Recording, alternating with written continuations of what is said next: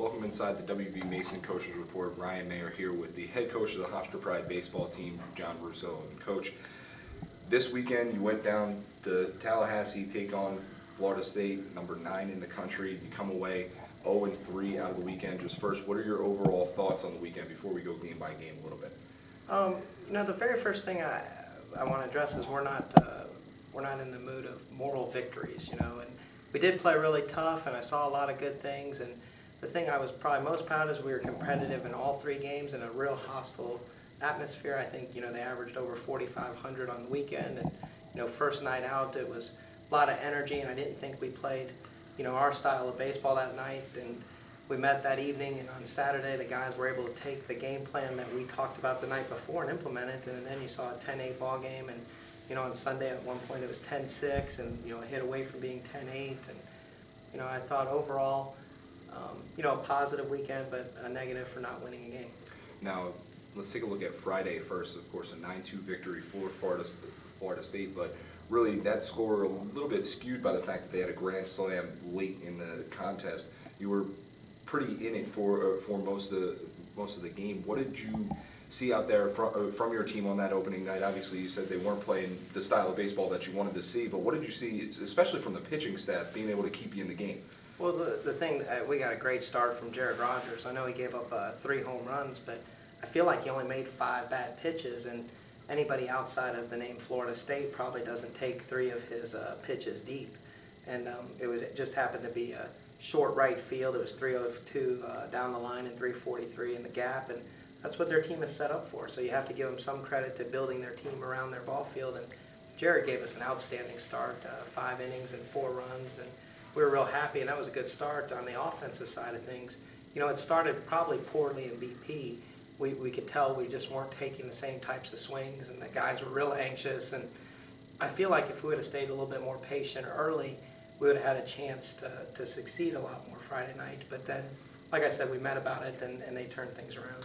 Now, do you think that opening night crowd maybe had anything to do with it? Maybe not used to seeing that many people in the stands to watch a game? It did, and I thought the bigger thing that we talked about, it was, afraid of taking risk. And, they played a very bland style of baseball. There wasn't much to it. We didn't have any attempted steals on Friday night, but we had 4 or 5 opportunities to really run. We didn't throw many breaking balls like David Jess came in and gave up the grand slam. He's a good off-speed pitcher as well as a good fastball, and he didn't really work off his off-speed stuff, and then it got him with the grand slam. And overall it was a great teaching game for us, and to be competitive for the first 6 innings was nice, but we got to figure out a lot of stuff just in game 1.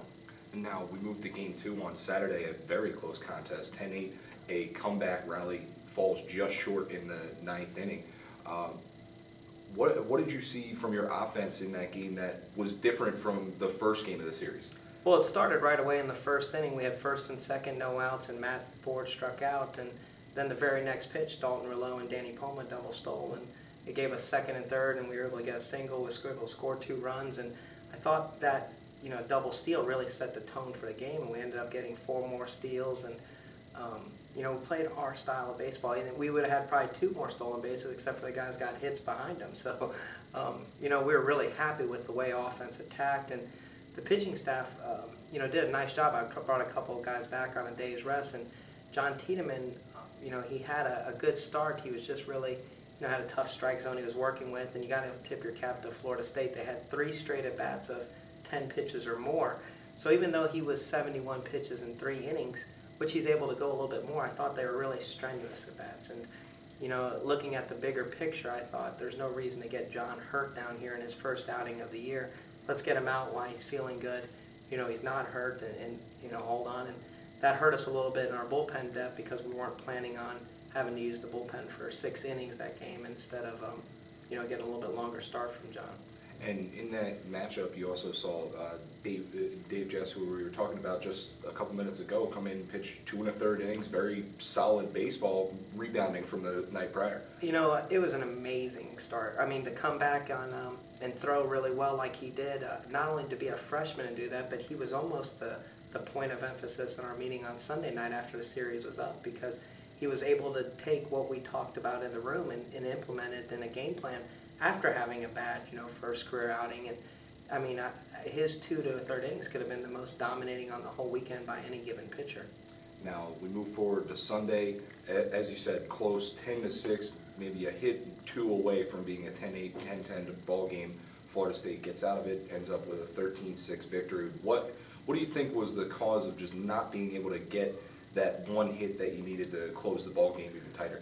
Well, we came up with a few at-bats. What happened was they got the 5 runs in the first inning, and I felt like it kind of took the heart from us. And we took off the 2nd through 6th innings, even though we had their pitcher in trouble in the first. And, if I was disappointed in any one big thing, I thought it was the offense taking, the 2nd through 6th inning off. And what I mean is they were just giving at-bats away. They didn't have good approaches.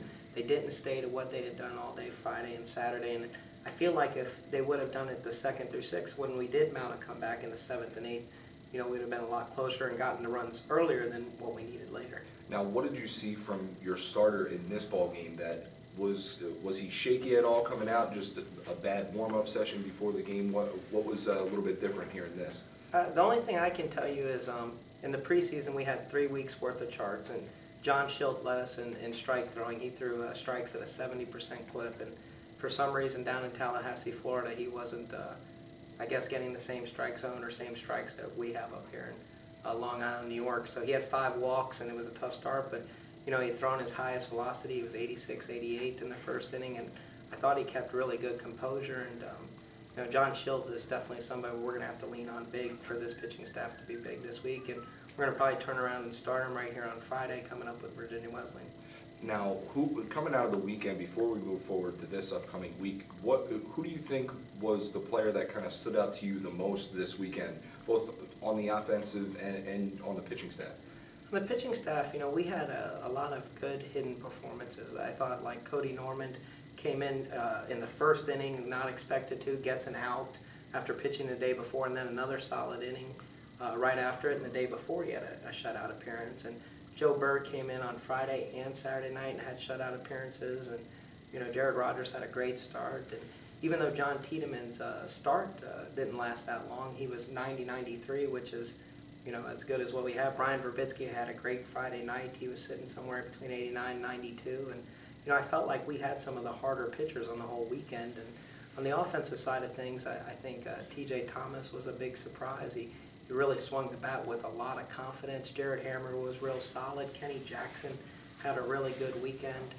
Dalton Rouleau set up the offense with stealing a couple bases. Danny had a 4-hit game on Saturday, and so we had a lot of good things on the weekend. I think we scored 16 runs in 3 games. In our previous 10 games there, we'd only scored 27 runs. So, I think it's a good thing of the offense to come. Now, you spoke about the matchup this upcoming week against Virginia Wesleyan. What are you looking to change at all, or what are you looking to do maybe offensively to get them going early on in the ball game versus some of the games against Florida State where you weren't quite able to get going? Well, I think the thing that we just have to keep being aggressive. And that opening night, we didn't stay to it, and then on Saturday we did, having the 6 stolen bases. Then we go right back to Sunday not, having any stolen bases. And I think that's the part we're going to have to be a little bit more consistent, is picking a time to be aggressive. And hopefully they'll keep getting their confidence in the 4 games this weekend and the 4 games versus Quinnipiac and Fordham, and so we can get going when we play George Mason. Now, what have you seen from Virginia Wesleyan at all that you've talked to your team about? Hey, watch out for this. Any tendencies that you've seen from them?